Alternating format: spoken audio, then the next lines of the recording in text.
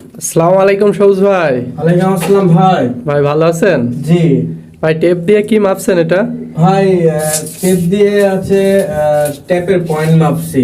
ও বালতি ট্যাপের পয়েন্ট তাই না? জি, জি। আচ্ছা, বালতি ট্যাপের পয়েন্ট কত আছে ভাইয়া ফ্লোর থেকে? এটা ফ্লোর থেকে রয়েছে হচ্ছে যে 28 ইঞ্চি। আচ্ছা আচ্ছা, অনেক অনেক জনা দেখি যে 32 ইঞ্চি দেয়।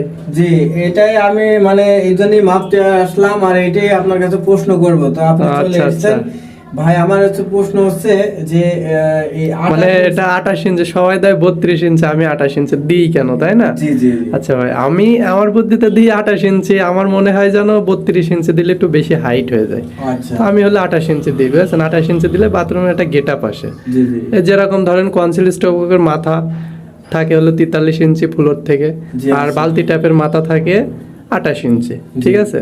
তো এতে করে 2 ইঞ্চি টাইস খাবে, জি। 26 ইঞ্চি থাকবে একটা বালতি।